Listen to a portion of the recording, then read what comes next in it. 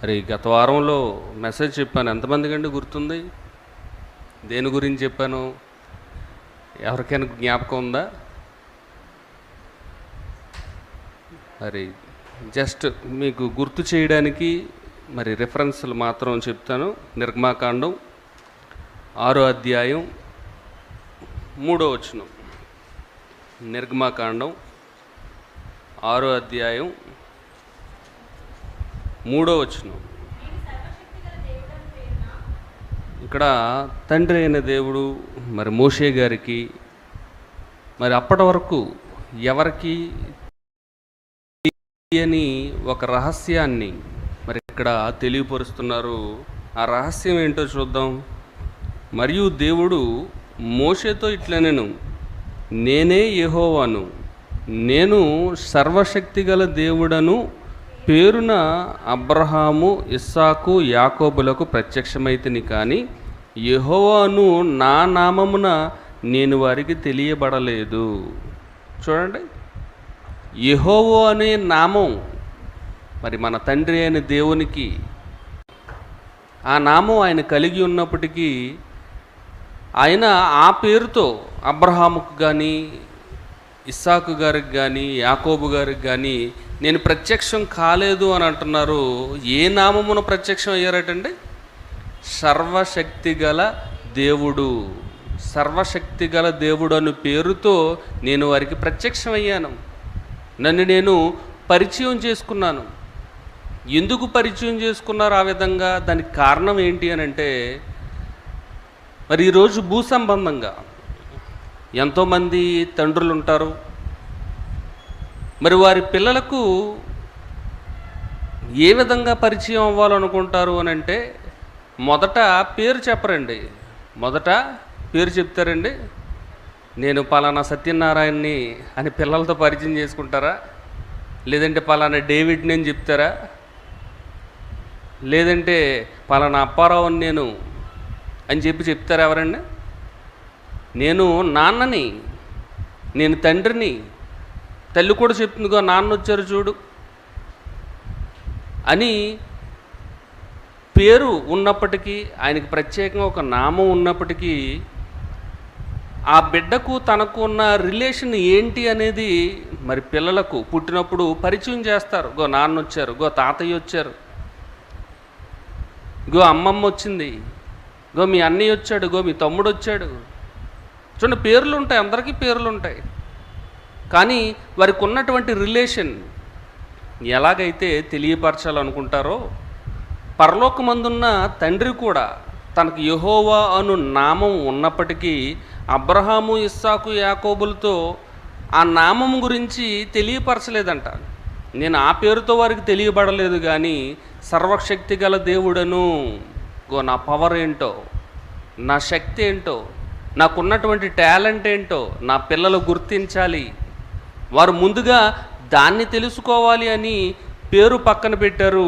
ఆయనకున్నటువంటి శక్తిని అబ్రహాము, ఇస్సాకు, యాకోబులకు పరిచయం చేశారు.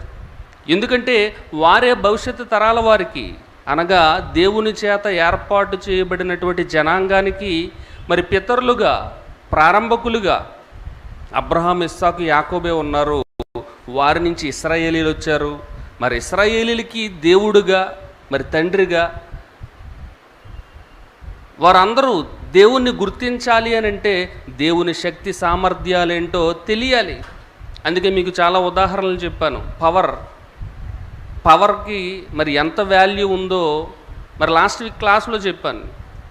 ఒక ఫ్యాన్ తిరగాలి అని అంటే దానికి పవర్ అనేది చాలా అవసరం. పవర్ లేకపోతే అది ఉన్నా ఒకటే, లేకపోయినా ఒకటే, నిరుపయోగం. ఒక లైట్కి పవర్ అవసరం, ఎలక్ట్రిసిటీ పవర్ అంటుంటాం. ఆ పవర్ లేనప్పుడు ఆ లైటు ఉంటే ఏంటి, లేకపోతే ఏంటి, పని చేయనప్పుడు పనికిరానిది, అది నిష్ప్రయోజనమైనది.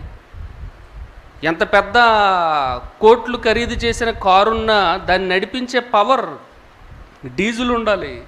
ఆ డీజిల్ లేనప్పుడు ఆ కోట్ల ఖరీదు చేసే కారు నిష్ప్రయోజనం. ఇలాంటివి చాలా ఉదాహరణలు చెప్పాను, పవర్కి ఉన్నటువంటి వాల్యూ. అలాగే రాజకీయ నాయకుల గురించి చెప్పాను. వారు సీట్లో కూర్చున్నంత వరకే, వారికి పదవి ఉన్నంత వరకే సమాజం గౌరవిస్తుంది, మీడియా ఫోకస్ చేస్తుంది. పవర్ ఎప్పుడైతే పోయిందో వాళ్ళని పట్టించుకోరు. పవర్కు ఉన్నటువంటి ప్రాధాన్యత అంత గొప్పది.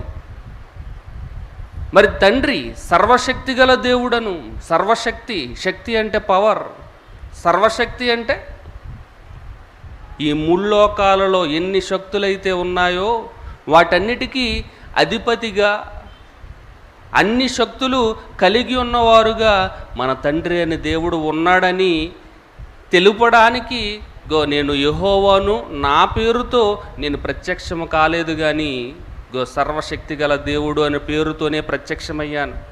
మరి బైబిల్ ఎన్నో చోట్ల ఉంటుంది యెహోవాకు బలిపీఠము కట్టెను అని. మరి ఎలా కట్టారు? అది ఎలా వ్రాయబడింది? యెహోవా అనే పేరు ఎవరితో చెప్తున్నారు ఇక్కడ? ఎవరితోండి? మోషే గారికి చెప్తున్నారు. మరి ఆదికాండం ఎవరు రాశారు? నిర్గమాకాండం ఎవరు రాశారు? లేవీకాండం ఎవరు రాశారు? ద్వితీయోపదేశకాండం ఎవరు రాశారు? సంఖ్యాకాండం ఎవరు రాశారు? అవన్నీ ఎవరు రాశారంటే మోషే గారు రాశారు. దేవుడు చెప్పాడు కనుక ఆయన పేరు ఇది అని ఆదికాండం ప్రారంభం నుంచి వాటినన్నిటిని యెహోవా అనే పేరుతో వ్రాసుకుంటూ వచ్చారు. మీకు నోదు దేశం ఎలా వచ్చిందో ఆ పాట మీకు తెలుసు. మోషే గారు రాశారు. అందుకే కయ్యను గారు వెళ్ళే ప్రదేశం అది నోదు దేశంగా పిలువబడింది కనుక మోషే గారి కాలానికి. అందుకే నోదు దేశం వెళ్ళారు కయ్యను గారు అని ఎలాగైతే బైబిల్లో వ్రాయబడిందో అలాగే యెహోవా అనే నామముతో అబ్రహాము, ఇస్సాకు, యాకోబుకి ప్రత్యక్షం కాకపోయినా యెహోవా అనే పేరు చాలా సందర్భాల్లో కనబడుతుంది మనకు ఆదికాండంలో. మరి ఆ పేరు ఎవరు రాశారు? పరిశుద్ధాత్మ ప్రేరణతో మోషే గారు రాశారు. ఎందుకంటే మోషేకి దేవుడు ఆ విషయాన్ని, రహస్యాన్ని తెలియజేశాడు కనుక. అదే కదా మనం ఇక్కడ చదువుకుంటున్నాం. చూడండి, సర్వశక్తి గల దేవుడు. మరి ఆయనకు ఉన్నటువంటి శక్తి ఎంత అపరిమితమైనదో మనం బైబిల్లో చూడగలిగితే యోబు గ్రంథం 5వ అధ్యాయం, యోబు గ్రంథం 5వ అధ్యాయము 9వ వచనం చూడండి. ఇక్కడ ఏం రాయబడిందో యోబు గ్రంథం 5వ అధ్యాయము 9వ వచనం.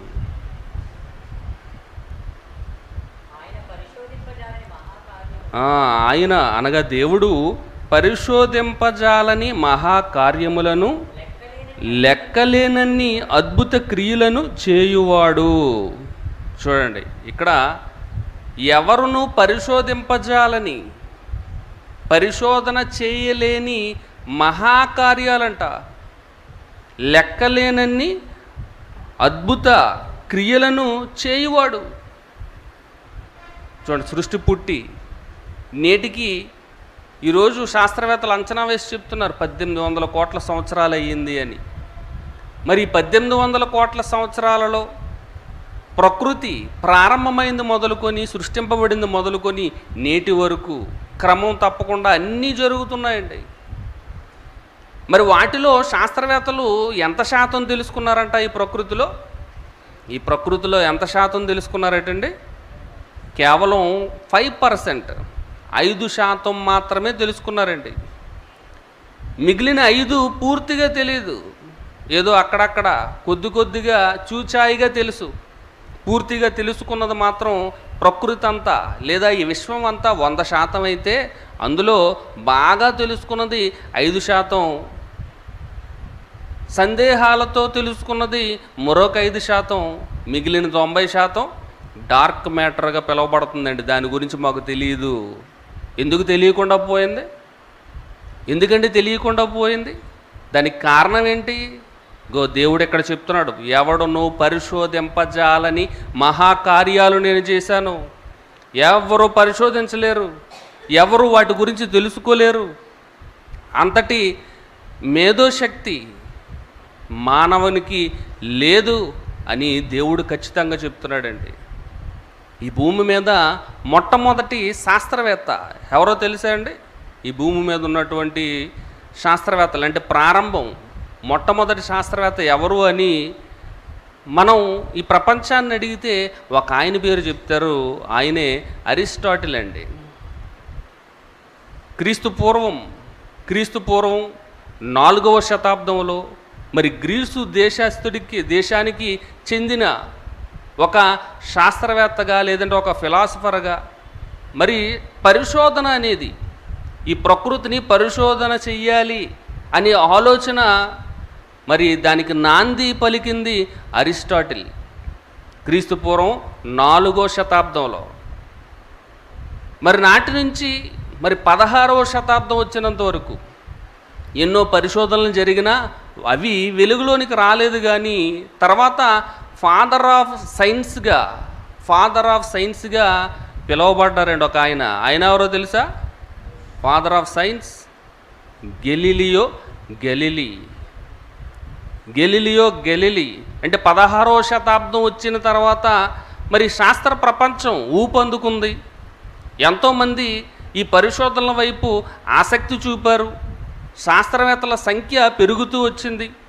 ఒక్కొక్కరు ఒక్కొక్క అంశాన్ని పట్టుకొని కొంతమంది వృక్షాలను పరిశోధిస్తే, కొంతమంది జంతువులను పరిశోధిస్తే, మరి కొంతమంది ఖగోళంలో ఉన్నటువంటి నక్షత్రాలను పరిశోధిస్తే, కొంతమంది సూక్ష్మ క్రిముల మీద పరిశోధనలు చేస్తే, ఇలా ఒక్కొక్కరు ఒక్కొక్క విభాగాన్ని, కొంతమంది ఫిజిక్స్ అని, కొంతమంది కెమికల్స్ సంబంధించి కెమిస్ట్రీ అని, బయాలజీ అని, లేదంటే మానవ శరీర నిర్మాణాన్ని పరిశోధించడం కానీ, ఇలాంటివన్నీ అప్పుడు ప్రారంభమయ్యేయండి 16వ శతాబ్దం తర్వాత.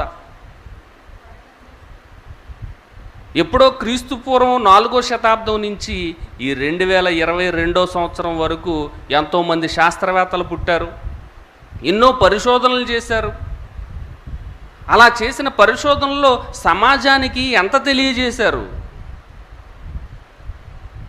వారి పరిశోధనల ఫలితం ఏంటి అని అంటే వారి నోటితోనే చెప్పారు. మేము కేవలం 5% మాత్రమే, 5% మాత్రమే, మిగిలిందంతా డార్క్ మ్యాటర్గా ఉంది, ఎవడును పరిశోధింపజాలని మహాకార్యములు ఆయన చేస్తారండి. ఎవరు అంతు చిక్కదు.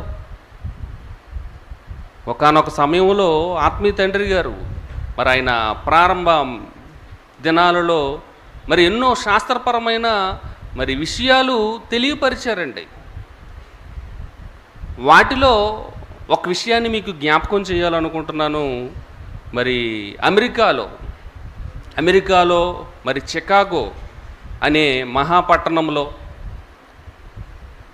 మరి అనేక మంది ప్రపంచ శాస్త్రవేత్తల పరిశోధకుల బృందం సమావేశమయ్యారండి. 1990s టైంలో. మరి ఆ సమావేశంలో వారంతా డిస్కస్ చేసుకొని ప్రపంచానికి ఏం తెలియజేశారు అని అంటే, శాస్త్రం అనేది లేదా శాస్త్రవేత్తలు అనేవారు ఎంతవరకు పరిశోధించినా, ఎన్ని సంవత్సరాలు వాటి మీద పరిశోధనలు జరిపినా తెలుసుకొనలేని 5 సంగతుల గురించి చెప్పారండి. తెలుసుకొనలేని లేదా పరిశోధింపజాలని 5 సంగతులు. మేము వీటిని పరిశోధించలేము. ఎంత పరిశోధించినా అందులో ఒక్క విషయంలో కూడా అభివృద్ధి లేదా పురోగాభివృద్ధి సాధించలేని పరిస్థితిలో మేము ఉన్నాం అని వారి నోటితో వారే ఒప్పుకొని తెలియపరిచారు. ఏంటి 5 విషయాలు? 5 విషయాలు ఏంటో అని అంటే, టైం అనేది మాకు తెలియదు. కాలం ఎప్పుడు ప్రారంభమైంది, ఎప్పుడు ముగిసిపోతుంది,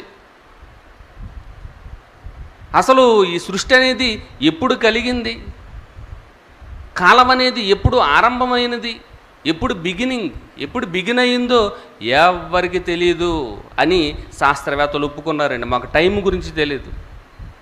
ఇంకొకటి పవర్, రెండోది శక్తి. ఈ ప్రకృతి అంతా తిరుగుతుంది అనంటే, ఈ భూమి పండుతుంది అనంటే, తప్పకుండా జరుగుతున్నాయి అనంటే వాటినన్నింటినీ నడిపించే శక్తి, వాటికి ఆ పవర్ ఎక్కడి నుంచి వస్తుంది? మనం ఏది చిన్న వస్తువు వాడుకోవాలన్న దానికి శక్తి అవసరమే. దాన్ని మనం పుట్టించాలి, దానికి చాలా ఖర్చు పెట్టాలి. అలాంటిది ఈ విశ్వంలో ఉన్న ప్రతిదీ తిరుగుతుంది, పనిచేస్తుంది, వెలుగుతుంది. వాటి కాలాలలో వాటి పనులు అవి నెరవేర్చుకుంటూ పోతున్నాయి అని అంటే ఆ పని జరగడానికి ఆ శక్తి ఎక్కడి నుంచి వచ్చింది? అది కూడా తెలియదు మాకు. మూడవది మ్యాటర్, పదార్థం. పదార్థం గురించి మాకు తెలియదు. ఈ భూమిని పరిశోధిస్తే అందులో ఎంతో మ్యాటర్ ఉంది. ఇసుక ఉంటుంది, మట్టి ఉంటుంది, రాళ్ళు ఉంటాయి, బంగారం ఉంటుంది, వెండి ఉంటుంది, వజ్రాలు ఉంటాయి, ఎంతో ఖనిజ సంపద ఉంటుంది. ఈ భూమి మీదే ఇన్ని రకాల మినరల్స్ అనేవి లేదా ఖనిజాలు, మైనింగ్ అనేది, ఈ మైన్స్ అనేవి ఈ భూమిలో ఎలా వచ్చాయి? ఈ మ్యాటర్ ఏంటి? సూర్యుని మీద ఉన్న పదార్థం ఏంటి? చంద్రుడి మీద ఉన్నటువంటి పదార్థం ఏంటి? ఇతర గ్రహాలలో ఉన్నటువంటి పదార్థం ఏంటి? ఒకదానికి సంబంధం లేదు, ఒక్కొక్కటి ఒక్కొక్క రకంగా ఉంది. ఏంటి మ్యాటర్? ఎలా వచ్చింది? మాకు తెలియదు. శాస్త్రవేత్తలు ఒప్పుకున్నారు. మరొకటి అంతరిక్షం. ఖగోళ శాస్త్రంలో శాస్త్రవేత్తలు ఎంతవరకు విషయాలు కనుగొన్నారు అని అంటే కేవలం మిల్కీ వే గురించి మాత్రమే తెలుసండి. మనం ఉన్నటువంటి పాలపుంత నక్షత్ర మండలం, ఈ పాలపుంత నక్షత్ర మండలంలోనే మనం ఉన్నటువంటి సూర్య కుటుంబం ఉంది, మనం నివసిస్తున్నటువంటి భూమి ఉంది, ఇతర గ్రహాలు ఉన్నాయి. మరి ఇలాంటి నక్షత్ర మండలాలు కొన్ని కోటాను కోట్లుగా ఉన్నాయంట. కోటాను కోట్లు ఈ అంతరిక్షంలో, ఈ విశ్వంలో లేదా ఈ ఆకాశంలో. దాని ఒక్కదాని గురించి తెలుసు. ఆ మిల్కీ వే తర్వాత హైడ్రోస్ అంటారస్ అని అదొక నక్షత్ర మండలం. ఆ తర్వాత యాండ్రోమెడా నక్షత్ర మండలం అని. చూడండి, ఇలాంటి కొన్నిటిని మాత్రమే తెలుసుకున్నారు. కానీ ఇంకా ఈ విశ్వంలో చాలా నక్షత్ర మండలాలు ఉన్నాయి, కోటాను కోట్ల నక్షత్రాలు ఉన్నాయి. వాటి గురించి మాకు తెలియదు. ఈ ఆకాశ వైశాల్యం మాకు తెలియదు. ఆ ఆకాశంలో ఉన్నటువంటి మరి మెటీరియల్ ఏంటో మాకు తెలియదు. అంతరిక్షం కూడా మాకు తెలియదు. స్పేస్ గురించి మాకు సరిగ్గా తెలియదు, కేవలం కొంత మాత్రమే తెలుసు అని చెప్పారు. మరొకటి పని, వర్క్. ఇవన్నీ ఎలా వచ్చాయి? వారికి తెలియదు. ఏదో బిగ్ బ్యాంగ్ వల్ల కలిగిందని చెప్పి ఏదో నామమాత్రంగా వారు తెలియపరుచుకున్నారే తప్ప ఎలా కలిగాయి ఇవన్నీ? సూర్యుడు ఎలా వచ్చాడు, నక్షత్రాలు ఎలా వచ్చాయి, చంద్రుడు ఎలా వచ్చింది, భూమి ఎలా వచ్చింది, ఈ భూమి మీద ఉన్నటువంటి కోటాను కోట్ల జీవరాశులు ఎలా వచ్చాయి, మనుషులు ఎలా వచ్చారు, వాటి గురించి శాస్త్రవేత్తలను అడిగితే మా దగ్గర సమాధానం లేదు, మాకు తెలీదు అని చేతులు ఎత్తేసి వారే డిక్లేర్ చేశారండి. మాకు ఈ 5 విషయాలపై ఏ విధమైన అవగాహన లేదు. వాటి మీద ఎంత పరిశోధనలు చేసినా, ఎన్ని కోట్లు ఖర్చు పెట్టినా మరి రవ్వంతా కూడా మేము సాధించేది ఏమీ లేదు. వాటి మీద పరిశోధనలు చేయడం అనవసరం అని శాస్త్రవేత్తలు తేల్చి చెప్పేశారు. చూడండి, బైబిల్ చెప్పింది కదండి, ఎవడును పరిశోధింపజాలని మహాకార్యములు. వీళ్ళు ఇంకా 5 సంగతులు చెప్తున్నారు, ఇంకా చాలా ఉన్నాయి. మిగిలినవి ఏదో కనిపెట్టాం, మాకు అన్నీ తెలుసు అన్నట్టుగా బిల్డప్ ఇస్తున్నారేమో కానీ 5 సంగతులు కాదు, ఇంకా తెలియనివి చాలా ఉన్నాయి. ఎందుకంటే వాళ్ళు ఒప్పుకున్నారు, మాకు 5% తెలుసు, 95% తెలియదు అని. మరి 5%లోనే ఎంత ఉంటే 5%లోనే ఎన్నో విషయాలు శాస్త్ర ప్రపంచం మానవ ప్రపంచానికి తెలియపరిచింది అని అంటే, ఎంతో టెక్నాలజీని డెవలప్ చేసుకుంది అని అంటే, మరి మిగిలిన 95% కూడా తెలుసుకుంటే మనుషులు ఇంకేమైపోతారండి? విర్రవీగిపోరా? ఎప్పటికే కాళ్ళు ఎగరేస్తుంటారు. ఈ సృష్టి దేవుని కాదు, దేవుడే లేడు, ఈ విశ్వం, ఈ సృష్టి అంతా దానికి అదే వచ్చింది, నేనే గొప్ప మగాడిని, నేనే శాస్త్రవేత్తని, నేనే సృష్టికర్తని, ఈ వస్తువులన్నిటినీ నేనే సృష్టించాను, నేనే తయారు చేశాను గొప్పగా చెప్పుకుంటారు కదండి శాస్త్రవేత్తలు. అలాంటి అవకాశం దేవుడు ఇవ్వకుండా ఎవడును పరిశోధింపజాలని అద్భుతమైన క్రియలు, మహాకార్యములు ఆయన లెక్కలేనని చేశాడంట. 5 కాదు, లెక్కలేనన్ని అద్భుత క్రియలు దేవుడు ఈ సృష్టిలో జరిగించాడు. అవన్నీ తెలుసుకోవడం ఎవరికైనా సాధ్యమా చెప్పండి? ఎవ్వరూ తెలుసుకోలేరండి.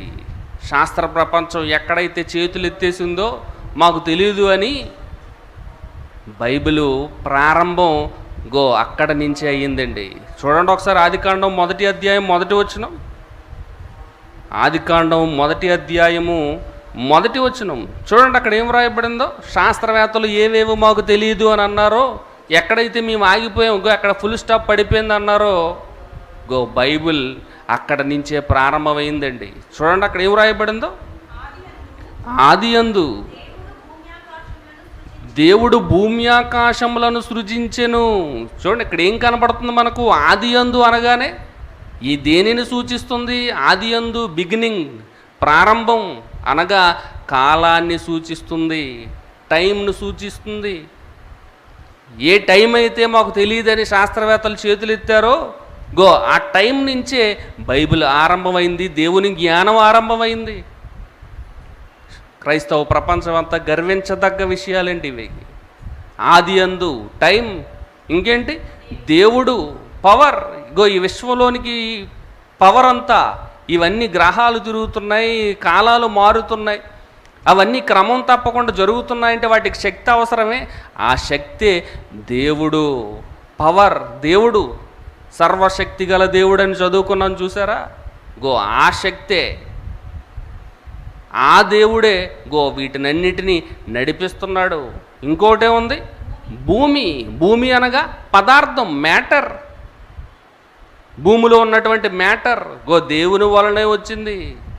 మరొకటి ఆకాశం అనగా అంతరిక్షం లేదా స్పేస్, శూన్యం. తర్వాత సృజించెను. సృజించెను అనగా ఏంటండి? పని, work. Time, power, matter, space, work. చూడండి ఇవి ఆ శాస్త్రవేత్తలకు తెలియదు అన్నారు, బైబిల్లో దాంతోనే ప్రారంభమైంది. టైం గురించి చెప్తున్నాడు, పవర్ గురించి చెప్తున్నాడు, మ్యాటర్ గురించి చెప్తున్నాడు, ఈ స్పేస్ గురించి చెప్తున్నాడు, వర్క్ గురించి చెప్తున్నాడు.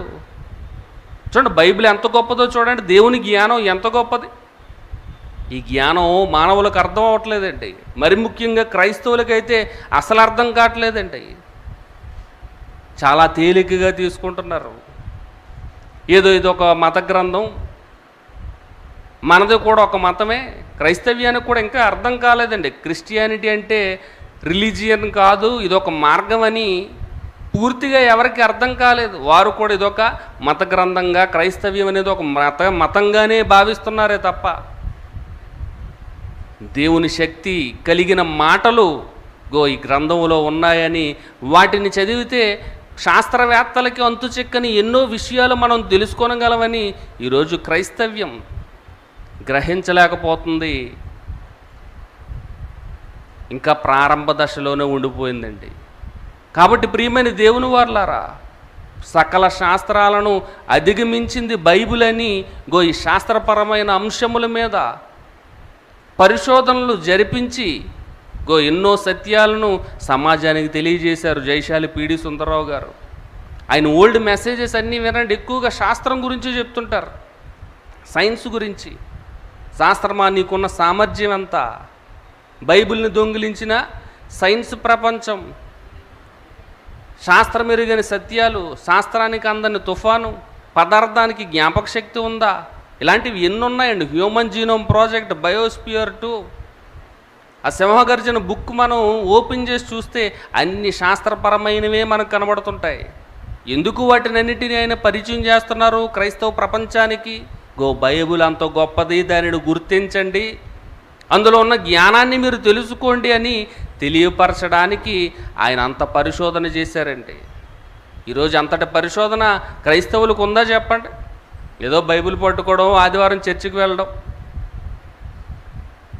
చెప్పినవి విని వెళ్ళిపోవడం, ఏవో 4 ఉపమానాలో లేదంటే ఆశీర్వాదాల గురించో ఇలాంటివన్నీ చెప్తారు తప్ప బైబిల్లో ఉన్నటువంటి మహాజ్ఞానం గురించి ఎవరికి తెలియట్లేదండి. అందుకే అప్డేట్ అవ్వమంటున్నాం. అప్డేట్ అవ్వండి. బైబిల్ లేటెస్ట్ వెర్షన్ ఇది. అన్నిటినీ అప్డేట్ చేసుకుంటున్నారు కదా, మీ ఫోన్లు అప్డేట్ చేసుకుంటున్నారు. నోటిఫికేషన్ వస్తే చాలు యాప్స్ అన్నీ అప్డేట్ చేసుకుంటారు, మీ సాఫ్ట్వేర్ని అప్డేట్ చేసుకుంటారు, మీ కంప్యూటర్ సిస్టమ్స్ని అప్డేట్ చేసుకుంటారు. చూడండి ఇప్పుడు మీ దగ్గర ఎవరి దగ్గరైనా 5G ఫోన్లు కాకుండాను ఏవైనా 2G 3G ఫోన్లు ఎవరైనా వాడుతున్నారండి? ఇప్పుడు అందరూ 5Gయే, నెక్స్ట్ ఏమొస్తుంది, దానికి అప్డేట్ అయిపోవాలి 6Gకి అని ఎదురు చూస్తుంటారే తప్ప పాత ఫోన్లు ఎవరు వాడరు కదండి. ఒకప్పుడు ఎప్పుడో కీప్యాడ్ ఫోన్లు, పేజర్లు ఇలాంటివి ఉండే, ఇప్పుడు టచ్ ఫోన్ కావాలి. సెన్సార్తో ఉన్నటువంటి ఫోన్లు కూడా వచ్చాయి, మాట్లాడితే చాలంట అదే పని చేస్తుంటుంది. ఓకే సిరి అని అంటుంటాడు, సిరి ఏటరో అనుకున్నాను నేను, ఫోన్ పేరు అంటే అది. చూడండి అందులో ఉన్నటువంటి సాఫ్ట్వేర్ పేరు, ఏం చెప్తే అది చేస్తుంది. పలానా వాళ్ళకి ఫోన్ చేయంటే అదే ఫోన్ చేసుకుంటుంది, స్విచ్ ఆఫ్ అయిపో అంటే అదే ఆగిపోద్ది, నన్ను పలానా ఇన్ని గంటలకు లేపనంటే అదే అలారం సెట్ చేసుకుంటుంది.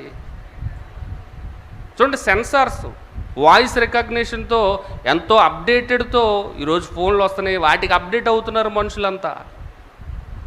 చూడండి vehicles, battery vehicles, electric vehicles వచ్చాయి, అందరూ ఎక్కువ అవే వాడుతున్నారు ఇప్పుడు. అవి వస్తున్నాయో తెలియదు, వెళ్తున్నాయో తెలియదు. చూడండి సైలెంట్గా వెళ్ళిపోతుంటాయి. అవి డీజిల్ వెహికల్స్, పెట్రోల్ వెహికల్స్ అనుకోండి, పెద్ద పెద్ద శబ్దాలు, సౌండ్లతో వెళ్తుంటాయి. చూడండి అప్డేట్ అవుతున్నారు, ఎలక్ట్రిక్ వెహికల్స్ వాడుకుంటున్నారు అందరూ. ఇలా అన్ని విషయాల్లోనే అప్డేట్ అవుతున్నారు.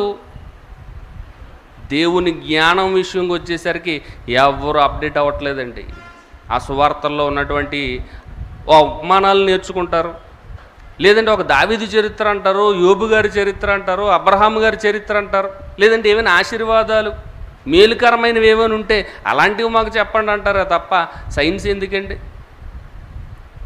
చూడండి మన సభలు ఎక్కడ జరిగినా అన్నీ బాగానే ఉంటారండి, లాస్ట్లో ఒక మాట నిలిపోతారండి, బాగా చెప్పారు కానీ ఆత్మీయత లేదండి అని అంటుంటారు చాలామంది. ఆత్మీయత, ఇవన్నీ చెప్పినవన్నీ ఆత్మ సంగతులు కాదా? బైబిల్లో రాయబడి నువ్వు చెప్పలేదా? చెప్పబడుతున్న ప్రతి రెఫరెన్స్ బైబిల్లో ఉన్నది కాదా? బైబిలే పరిశుద్ధ ఆత్మ ప్రేరణతో వ్రాయబడింది. ఆదికాండం నుంచి ప్రకటన గ్రంథం వరకు అవన్నీ ఆత్మకు సంబంధించిన విషయాలు కాదా? తెలుసుకోలేకపోతుందండి ఈరోజు క్రైస్తవ సమాజం. అప్డేట్ అవ్వలేకపోతున్నారు, ఓల్డ్ వెర్షన్లోనే ఉండిపోతున్నారు, మాకు ఇది చాలు అనుకుంటున్నారు. చూడండి యేసుక్రీస్తు వారి గురించి తెలియని వారు ఎవరున్నారు చెప్పండి ప్రపంచంలో? మనుషులలో అత్యంత ప్రధానమైన వ్యక్తిగా, అనేక మంది మీద ప్రభావం చూపిన వ్యక్తిగా మరి రికార్డు సృష్టించిన ఘనత యేసుక్రీస్తు వారిది. అప్పుడప్పుడు పేపర్లో కూడా మనకి ప్రకటిస్తుంటారు అలాంటి వార్తలు. ఎక్కువ మంది ఫాలోవర్స్ ఆయనకే ఉన్నారు, ఎక్కువ మందిని ప్రభావితం చేసింది ఆయన మాటలే అని పేపర్స్లో కూడా, న్యూస్ పేపర్స్లో కూడా, వార్తల్లో కూడా మనకు చూపిస్తుంటారు. కానీ యేసుక్రీస్తు వారు ఈ భూమి మీద ఎంతకాలం ఉన్నారండి? ఎంతకాలం ఉన్నారు? కేవలం 33.5 సంవత్సరాలు. అందులో 30 సంవత్సరాలు బోధ ఆరంభించలేదు, తల్లిదండ్రుల దగ్గర ఉన్నారు, తల్లిదండ్రులకు సహాయం చేశారు. కానీ బోధ ఆరంభించింది మొదలుకొని ఆయన శిలువ మరణం పొంది తిరిగి లేచినంత వరకు అది ఎంతకాలం? కేవలం 3.5 సంవత్సరాలు మాత్రమే. కేవలం 3.5 సంవత్సరాలు మాత్రమే. మరి 3.5 సంవత్సరాలు మాత్రమే పని చేసిన యేసుక్రీస్తు వారు కోటాను కోట్ల ప్రజలకు, ప్రపంచ ప్రజలందరికీ మరి ఆయన పేరు చెప్పగానే అందరికీ జ్ఞాపకం వస్తారు. ఆయన ఎందుకు తెలియదండి, ఆయన శకపురుషుడు అని చెప్తుంటారు, ఆయన సిలువ వేసి అన్యాయంగా చంపేశారండి అని చెప్తుంటారు. ఎవరిని అడిగినా, ఒక ముస్లిం సోదరుడిని అడిగినా, లేదంటే ఒక హైందవ సోదరుడిని అడిగినా, లేదంటే ఒక బుద్ధిస్ట్ని అడిగినా, లేదా ప్రపంచవ్యాప్తంగా ఏ మారుమూల ప్రాంతంలో అడిగినా యేసుక్రీస్తు అనగానే మాకు తెలుసు అని చెయ్యెత్తుతారే తప్ప తెలియదని ఎవ్వరు అనరు. చూడండి కేవలం 3.5 ఇయర్స్లోనే ఆయన అంత పాపులర్ ఫిగర్ అయ్యారు అని అంటే ఆయన చేసిన పని ఎంత గొప్పదో ఆలోచించండి. ఆయన బోధించిన బోధ, ఎన్ని సంగతులు బోధించారో ఒకసారి మనం జ్ఞాపకం తెచ్చుకోవాలండి. ఈరోజు ప్రపంచం అంతటికి తెలుసు యేసుక్రీస్తు వారు తెలుసు, ఆయన సిలువ వేసి చంపారని తెలుసు, అనేకుల కోసం ప్రాణం పెట్టారని తెలుసు. మరి ఈరోజు సువార్తలకు వెళ్ళి ఏం చెప్తున్నాం? ఇవే కదండి చెప్తున్నాం, అంతే కదా. యేసుక్రీస్తు వారి గురించి సువార్త ప్రకటించేటప్పుడు ఏం చెప్తుంటాం? ఇంకో ఆయన నీ కోసం నా కోసం వచ్చారు, మనందరి పాపాల కోసం ఆయన సిలువ వేయబడ్డారు, ఆయన సిలువ మీద చనిపోయారు కాబట్టి ఆయన చిందించిన రక్తం వల్ల మనం పరిశుద్ధులు అయ్యాం. ఇది ప్రపంచం అంతా తెలుసు కదా. తెలిసిందే మరి వాళ్ళకి చెప్తే ఎలాగ నమ్ముతారు? వాళ్ళకి ఎవిడెన్స్ కావాలి. వారు నమ్మగలగడానికి మరి వారికి ఆధారం అనేది ఉండాలి. మరి ఆధారం కావాలి అని అంటే సువార్తతో పాటు వారిని నమ్మగలిగించే విధంగా ఎవిడెన్స్ చూపించాలి. ఆ ఎవిడెన్స్ ఎక్కడుంది? బైబిల్లో ఉంది. ఈరోజు శాస్త్రాన్ని నమ్ముతారు, ఒక హిస్టరీని నమ్ముతారు, ఒక జియోగ్రఫీకి నమ్ముతారు, ఎన్నిటినో నమ్ముతుంది ఈరోజు సమాజం, లోక సంబంధమైన చదువుల్ని. అలాంటి చదువుల్ని ఆధారం చేసుకొని చారిత్రకమైన ఎన్నో ఆధారాలు బైబిల్లో ఉన్నాయి. ఎన్నో విషయాల గురించి బైబిల్లో వ్రాయబడింది.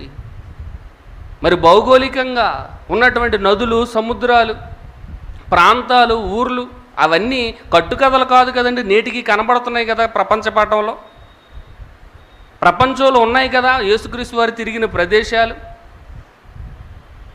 వాటినన్నిటినీ చూపించి నమ్మించాలి. శాస్త్రపరమైన ఎన్నో అంశాలు ఉన్నాయి, శాస్త్రానికి తెలియని ఎన్నో విషయాలు ఉన్నాయి అని వీటిని బోధించి దేవుని యొక్క శక్తిని మనం చూపించి నమ్మించాలి. అందుకే అబ్రహాము గారికి సర్వశక్తి గల దేవుడు అని నామంతోనే పరిచయం అయ్యారంట. నేను ఆ నామంతోనే ప్రత్యక్షమైతిని, ఎందుకంటే నా శక్తి వారికి తెలియాలి. నా శక్తిని బట్టే వారు నా మీద విశ్వాసం ఉంచుతారు. మరి ఈరోజు విశ్వాసం ఉంచాలంటే క్రీస్తుని గూర్చిన మాటల వల్లనే విశ్వాసం కలగాలి. మరి ఆ క్రీస్తుని గూర్చిన మాటలే 66 పుస్తకాలు కలిగిన పరిశుద్ధ గ్రంథం, హోలీ బైబిల్. ఆయన చనిపోయి తిరిగి లేచాడని ఒక మాట చెప్పడానికి 66 పుస్తకాలు అవసరమా చెప్పండి? దానిని రుజువు చేయడానికి, దాన్ని ఆధారాలతో రుజువుపరిచి వాళ్ళు నమ్మే విధంగా మనం వారికి వివరించడానికి 66 పుస్తకాలు అవసరం ఉంది. అందుకే దేవుడు రాయించాడు పరిశుద్ధాత్మ ప్రేరణతో. ఒకరోజు 2 రోజులు కూర్చొని రాయించలేదు. 1600 సంవత్సరాల కాలం పట్టింది 66 పుస్తకాలు మన చేతికి రావడానికి, వ్రాయడానికి. 1600 సంవత్సరాల కాలాన్ని ఆయన వ్రాయించి భక్తుల్ని ఏర్పరచుకొని మన చేతికి ఇచ్చారు అని అంటే ఎందుకోసం ఇచ్చారు? ఎన్నో ఆధారాలు నా పిల్లలకు ఇవ్వాలి, నేను సర్వశక్తి గల దేవుడినని ఈ ప్రపంచానికి తెలియపరచాలి, చనిపోయిన వారిని కూడా బ్రతికించగలిగిన శక్తి సామర్థ్యాలు ఆ దేవునిలో ఉన్నాయని ప్రతి వారు తెలుసుకొనగలగాలి. అందుకే బైబిల్ వ్రాయబడిందండి. సర్వశక్తి గల దేవుడు, ఎవడును పరిశోధింపజాలని మహాకార్యాలు, లెక్కలేనని అద్భుత క్రియలు చేయగలిగిన శక్తి సామర్థ్యాలు కలిగిన వాడు మన తండ్రి. ఆ శక్తిని గుర్తించి అనేకులకు ఆ శక్తిని గూర్చి వివరించాలి. పవర్, ఈరోజు పవర్ కోసం అందరూ ప్రాకులాడుతుంటారు కదండి. పవర్ కావాలి మాకు. ఇంట్లో అయినా పవరే, బయటకు వచ్చినా పవరే. చూడండి, పవర్ సరిపోదని పవర్ బ్యాంకులు కూడా పెట్టుకుని వెళ్తుంటారు. పవర్ బ్యాంక్ అంట. ఎందుకు? పవర్ అవసరం. పవర్ అవసరం కనుకనే పవర్ బ్యాంకు. ఒక పాలిటిక్స్లో పవర్ కావాలి, ఆ వీధిలో నీ యొక్క అధికారాన్ని చలాయించడానికి పవర్ కావాలి. అన్నిటిల్లో పవర్ కావాలనుకుంటున్న నువ్వు దేవుని పవర్ కలిగి ఉన్నావా? దేవుని శక్తిని గురించి తెలుసుకోగలుగుతున్నావా? అంత తీరిక ఎక్కడ చెప్పండి? అంత తీరిక లేదు ఈరోజు సమాజంలో. ఆదివారం వెళ్ళామా, వచ్చామా, కానుకేసామా, అంతే. అక్కడతో ఆగిపోయింది క్రైస్తవ్యం. కానీ బైబిల్లో ఎన్నో అద్భుత క్రియలు ఉన్నాయండి. ఒకసారి బైబిల్లో మనం ఆలోచించగలిగితే యోబు గ్రంథం చూడండి. యోబు గ్రంథం 11వ అధ్యాయము 7వ వచనం. యోబు గ్రంథం 11వ అధ్యాయము 7వ వచనం. దేవుని గూఢాంశములను నీవు తెలుసుకొనగలవా? సర్వశక్తుడగు దేవుని గూర్చి నీకు పరిపూర్ణ జ్ఞానము కలుగునా. చూడండి, దేవుని గూఢాంశములను నీవు తెలుసుకొనగలవా? ప్రశ్నిస్తున్నాడండి. ఇంకా సర్వశక్తుడగు దేవుని గూర్చి నీకు పరిపూర్ణ జ్ఞానము కలుగునా. దేవుని యొక్క గూఢాంశములు, వాటన్నిటి గురించి బైబిల్లో వ్రాయించాడండి. చదివితే నీకు అర్థం అవుతుంది, కానీ నువ్వు చదవవే, వాటి గురించి ఆలోచించవే, పరిశోధన చేయవే. లోక సంబంధమైన వాటి మీద పరిశోధన, కొనుక్కునే కాయగూరల మీద పరిశోధన. అది పుచ్చిపోయిందా, లేదంటే కుళ్ళిపోయిందా, ముదిరిపోయిందా, లేతగుందా. చూడండి, వాటి మీద పరిశోధన ఉంటుంది. కొనుక్కునే బట్టల మీద పరిశోధన. శుభ్రంగా నలిపి చూస్తాం, ఆ క్లాత్ ఏంటి, ఆ మెటీరియల్ ఏంటి, ఆ కలర్ ఏంటి, నీటిలో పెడితే రంగు వదిలేస్తుందేమో, కట్టుకుంటే ఎలా ఉంటుంది, తాడు మీద ఆరబెడితే ఎలా ఉంటుంది. చూడండి, అక్కడే మొత్తం అన్ని షాపింగ్ మాల్లోనే అయిపోతాయి, కట్టుకొని మరీ చూసుకుంటారు. ఎందుకు? పరిశోధన. తీసుకెళ్ళిన తర్వాత మళ్ళీ ఏమైనా తేడా జరిగితే ఎక్స్చేంజ్ ఉంటుందా అని ముందు అడుగుతాం. నచ్చకపోతే తెచ్చి వచ్చా, ఏమైనా డ్యామేజ్లు ఉంటే ఎన్ని ప్రశ్నలు వేస్తామంటే షాప్ వాడిని. పరిశోధన. మనం కట్టుకునే బట్టల విషయంలో పరిశోధన. పెళ్లి కూతురు కావాలంటే పరిశోధన. రహస్యంగా వెళ్తారు, ఇటు అమ్మాయి క్యారెక్టర్ ఏంటి, ఆ చుట్టుపక్కల ఉన్న వాళ్ళందరిని అడుగుతారు, ఆ అబ్బాయి క్యారెక్టర్ ఏంటి, ఏమైనా దురలవాట్లు ఏమైనా ఉన్నాయా, సాఫ్ట్వేర్ ఇంజనీర్ అంటున్నాడు, కనీసం అండర్వేర్ అయినా ఉందా ఆయనకి. చూడండి, అడుగుతారు కదండి, ప్రశ్నిస్తారు కదా. చాలామంది మోసపోతున్నారు సమాజంలో పరిశోధన లేక. కాబట్టి పరిశోధించాలని వీటి విషయం మీద అవగాహన పెంచుకుంటున్నారు, అన్నిటినీ పరిశోధించి తెలుసుకుంటున్నారు. ఒక బండి కొనుక్కునే ముందు పరిశోధన. అన్ని షోరూములకి వెళ్తారు, ఏ కంపెనీ బాగుందని 10 మందిని అడుగుతారు. ఒక కారు కొనుక్కునే ముందు పరిశోధన. ఒక స్కూల్లో పిల్లాడిని జాయిన్ చేయాలంటే పరిశోధన. ఏ స్కూల్ మంచిది, ఎక్కడ తక్కువ ఫీజులు ఉంటాయి, తక్కువ ఫీజు తీసుకొని ఎక్కువసేపు బాగా చెప్పే స్కూల్లే ఉన్నాయి. చూడండి, ఇలాంటి అన్నిటి మీద ఎంతో పరిశోధన ఉంటుందండి. కానీ మనల్ని నిత్య జీవానికి తీసుకెళ్ళే దేవుని జ్ఞానమును గూర్చిన పరిశోధన ఎక్కడుంది? అందుకే దేవుడు అంటున్నాడు, దేవుని గూఢాంశములను నీవు తెలుసుకొనగలవా? సర్వశక్తుడకు దేవుని గూర్చి నీకు పరిపూర్ణ జ్ఞానము కలుగునా? అది ఆకాశ వీధి అంత ఉన్నతమైనది, నీవేం చేయుదువు? పాతాళము కంటే లోతుగానున్నది, నీవేమి ఎరుగుదువు? దాని పరిమాణము భూమి కంటే అధికమైనది, దాని వెడల్పు సముద్రము కంటే అధికమైనది. చూడండి, చాలా గొప్పదంట, చాలా విశాలమైనదంట, చాలా లోతుగా ఉంటుందంట. కాబట్టి దేవుని జ్ఞానం, దేవుని గూర్చి తెలుసుకోవాలంటే, ఆయన గూఢాంశములను తెలుసుకోవాలి అని అంటే ఏం చేయాలి? పరిశోధన చెయ్యాలి. పరిపూర్ణ జ్ఞానం సంపాదించాలి అని అంటే పరిశోధించాలి. అందుకే జ్ఞాని అయిన సొలొమోను గారు దీని విషయమై మాట్లాడుతూ ఒక మాట అంటున్నారు. చూడండి, ప్రసంగి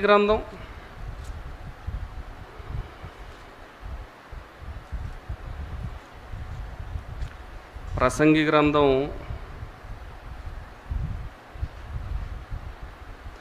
7వ అధ్యాయం. ప్రసంగి గ్రంథం 7వ అధ్యాయము 23, 24, 25 వచనాలు చదువుకుందామండి.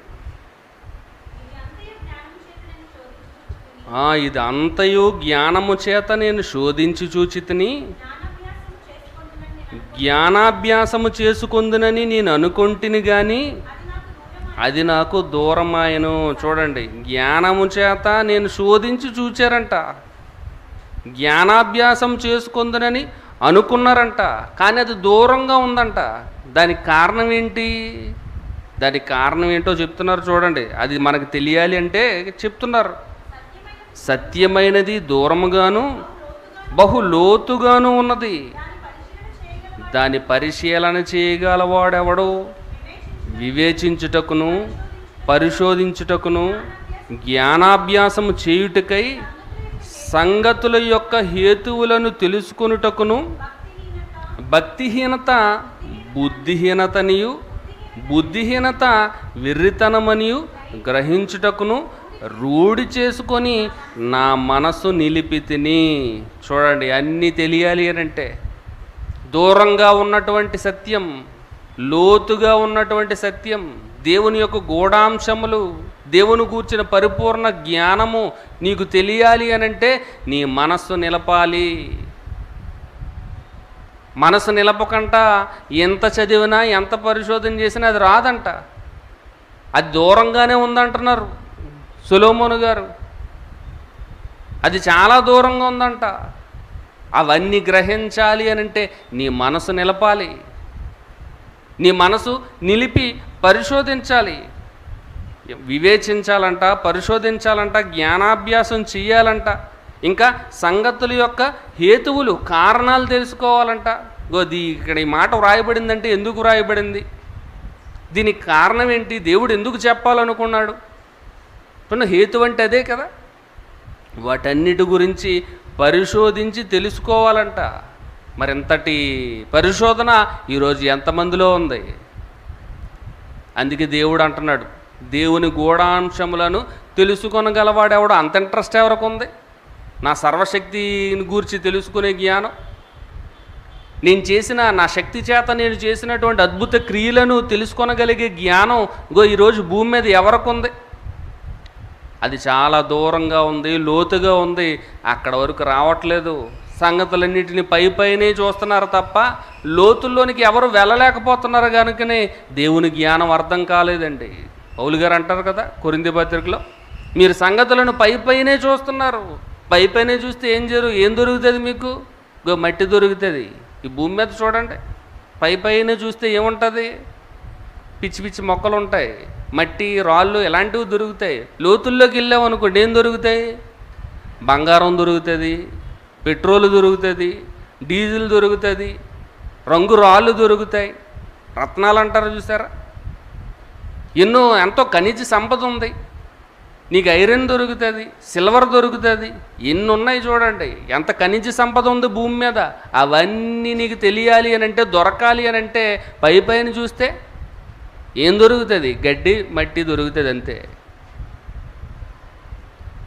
చూడండి, అందుకే లోతుల్లోకి వెళ్ళిపోయాడు, తవ్వుకుంటూ లోతుల్లోకి వెళ్ళిపోతున్నాడు. ఎక్కడ పడితే అక్కడ వార్తలు వస్తున్నాయి, పలానా సముద్ర గర్భంలో పెద్ద గ్యాస్ నిల్వలు ఉన్నాయంట, పెట్రోల్ నిల్వలు ఉన్నాయంట, పలానా కొండ మీద బాక్సైట్ ఉందంట, యురేనియం ఉందంట. చూడండి, ఎన్నో వార్తలు మనకు కనబడుతున్నాయి. ఎందుకు, వారు పరిశోధనలు చేస్తున్నారు కాబట్టి, లోతుల్లోకి వెళ్తున్నారు కాబట్టి విలువైనవన్నీ దొరుకుతున్నాయి. ఎవరు లోతుల్లోకి వెళ్లకుండా పైనే ఉన్నారనుకోండి, బంగారం అనేది ఎవరికైనా తెలుస్తుందా, బంగారం అంటే ఇలా ఉంటుందని ఎవరికైనా తెలుస్తుందండి. పూర్వీకులు పరిశోధించి లోతుల్లోకి వెళ్ళారు కనుక బంగారం అనేది ఈరోజు అందరూ విచ్చలవిడిగా వాడుకుంటున్నారు. బంగారం అంటే పిచ్చి అందరికీ. ఎంత పిచ్చి అండి బంగారం, అందరికీ కావాలి బంగారం. రేట్లు ఎప్పుడు తగ్గుతాయని ఎదురు చూస్తుంటారు అందరూ. శుభ్రంగా షాపుల మీద ఎగబడిపోయి శుభ్రం కొనేసుకుందాం. చూడండి, దానికి ఎందుకు వాల్యూ వచ్చింది, లోతుల్లోకి వెళ్ళారు కాబట్టి, పరిశోధించారు కాబట్టి. డైమండ్స్ అన్ని లోతుల్లోనే ఉంటాయి, పైన చూస్తే ఏమీ రావు. ఇది ఎంత వాస్తవమో దేవుడు కూడా అంటున్నాడు, మీకు దేవుని జ్ఞానం మీకు రావాలి అని అంటే, దాని గురించి మీరు తెలుసుకోవాలి అని అంటే, పైన చదువుకుంటూ వెళ్ళిపోయారంటే మీకేమీ అర్థం కాదు. పరిశోధించండి, పరిశోధించడానికి మీ మనసు నిలపండి. సత్యమైనది దూరముగాను బహులోతుగాను ఉన్నది, దాన్ని పరిశీలన చేయగలవాడెవడు. వివేచించుటకు, పరిశోధించుటకు, జ్ఞానాభ్యాసం చేయుటకై, సంగతుల యొక్క హేతువులను తెలుసుకొనుటకు, భక్తిహీనత బుద్ధిహీనతనియు, బుద్ధిహీనత వెర్రితనమనియు గ్రహించుటకు రూఢి చేసుకొని నా మనసు నిలిపితిని. నీ మనసు ద్వారానే జరగాలి ఇవన్నీ. నీ మనసు, నీ హృదయం బైబిల్పై కేంద్రీకరించాలి. అలా కేంద్రీకరిస్తేనే దేవుడు ఎన్నో విలువైన విషయాలను మనకు చెప్తాడు, మనకి తెలియపరుస్తాడు. కాబట్టి అలా తెలుసుకోవాలి అని అంటే మనం పరిశోధనలోకి వెళ్ళాలండి. దేవుని సర్వశక్తిని గురించి మీరు గ్రహించాలి అని అంటే బైబిల్లోనే వ్రాయించాడు ప్రతిదీ, ఆయన తాలూకా గూఢాంశములన్నిటినీ. ఆయన గూర్చిన పరిపూర్ణ జ్ఞానము బైబిల్లో మాత్రమే ఉంది. దీన్ని వదిలి ఇంకెక్కడికి వెళ్ళినా మనకి ఏమీ తెలియదు దేవుని గురించి. కాబట్టి ప్రియమైన దేవుని వారలారా, ఆలోచించండి. దేవుడు సర్వశక్తిమంతుడు, ఆయన ఆల్మైటీ, ఎవర్ లాస్టింగ్ పవర్ ఆయనలో ఉంది. అలాంటి శక్తి నువ్వు కూడా కలిగి ఉండాలి అంటే, ఆ శక్తిని గురించి తెలుసుకోవాలి అని అంటే, నువ్వు కూడా దేవునితో పరలోకంలో ఉండాలి అని అంటే బైబిల్ని పరిశోధించాలి. బైబిల్లో మాత్రమే ఆయన శక్తిని గురించి తెలిపే ఎన్నో విషయాలు దాగి ఉన్నాయి. శాస్త్ర ప్రపంచానికి తెలియని ఎన్నో అద్భుతమైన సంగతులు బైబిల్లో నిక్షిప్తమై ఉన్నాయి. వాటిని తవ్వాలి, వాటిని పరిశోధించాలి. పరిశోధిస్తేనే ఎన్నో సంగతులు బయటకు వస్తాయి. మన ఆత్మీయ తండ్రి జయశాలి గారు పరిశోధించారు. ఎన్ని రోజులండి? ఎన్ని రోజులు పరిశోధించారట? 25 సంవత్సరాలటండి. 25 సంవత్సరాలు. మనం ఒక వారం రోజులు కరెక్ట్గా క్లాస్కి వచ్చామంటే చాలు, బాబు నాకు అంతా తెలిసిపోయింది, నాకు ఇంకేం క్లాస్ వద్దు, బైబిల్లో మొత్తం అన్నిటి గురించి నాకు అర్థమైపోయింది అని చెప్పి క్లాసులు ఎగ్గొట్టేస్తుంటాం కదండి. మనం క్లాసులకు అటెండ్ అవ్వం. స్టార్టింగ్లో ఆన్లైన్ క్లాసులు స్టార్ట్ చేసినప్పుడు దగ్గర 50-60 మంది వరకు కనిపించేవారండి. బాగుంది వాక్యం అంటే చాలామందికి ఇంట్రెస్ట్, 60 మంది అటెండ్ అవుతున్నారు సిబిటి విశాఖపట్నం డైలీ ఆన్లైన్ క్లాసెస్లో, వాళ్ళు జ్ఞానవంతులు అవుతారు అని అనుకునేసరికి ఇగో చివరికి వచ్చే కదండి పాఠాలు. ఇప్పుడు ఎంతమంది అటెండ్ అవుతున్నారు? ఎంతమంది అండి? ఆ క్లాసుకు సంబంధించిన వాళ్ళే, కనీసం మన చర్చ్ మెంబర్స్ కూడా అటెండ్ అవ్వట్లేదు ఏంటి. ఆ డిగ్రీ ఎగ్జామ్ రాసిన వాళ్ళు ఒకరు ఇద్దరు కూర్చుంటున్నారు తప్ప మిగిలిన వారంతా ఏమైపోయారు? స్టార్టింగ్లో ఎంత ఉత్సాహం, ప్రతి ఒక్కరు అటెండ్ అయ్యేవారు, లేడీస్ అని లేదు, జెంట్స్ అని లేదు. ఇది మన పరిశోధన, ఇది మన మనస్సు. ఎలాగుంటే మనకేం అర్థమవుతుంది, మనకేం తెలుస్తాయి. కాబట్టి దేవుని వాక్యం పట్ల ఆసక్తి కలిగి మరి దేవుని వాక్యాన్ని పరిశోధించాలని మరి మిమ్మల్ని అందరినీ కోరుకుంటున్నాను. మరి పాఠం ఇంకా పూర్తి అవ్వలేదు, రేపు కూడా కంటిన్యూషన్ ఉంటుంది, దానికోసం వెయిట్ చేయాలని కోరుకుంటూ తరగతిని ముగిస్తున్నానండి. మరి ప్రార్థన చేసుకొని ముగించుకుందాం. పరిశుద్ధుడు అయిన మా పరలోకపు తండ్రి, మిమ్మల్ని గూర్చిన అనేక రహస్యములు, గూఢాంశములు మీరు మమ్మును ప్రేమించి మా మహిమ నిమిత్తం మేము తెలుసుకోవాలని మరి మీ గ్రంథంలో ఎన్నో విషయాలు మా కొరకు భద్రపరిచారు తండ్రి. మరి ఆ ముత్యాలను తెలుసుకొనలేక మరి పందుల వలె వాటిని త్రొక్కుతూ వాటి విలువను గ్రహించిన వారుగా ఈరోజు ఎంతోమంది సమాజంలో ఉన్నారు తండ్రి. అటువంటి వారందరికీ మిమ్మల్ని గూర్చిన జ్ఞానం యొక్క విశిష్టతను గూర్చి మరి తెలుపుటకు మేము ప్రయత్నించుండగా తండ్రి, మా ప్రయత్నాలన్నిటిలో తోడుగా ఉండి నడిపించమని వేడుకుంటూ ఈ ప్రార్థన యేసుక్రీస్తు వారి అమూల్యమైన నామములో అడిగి వేడుకొంచున్నాం తండ్రి. ఆమేన్.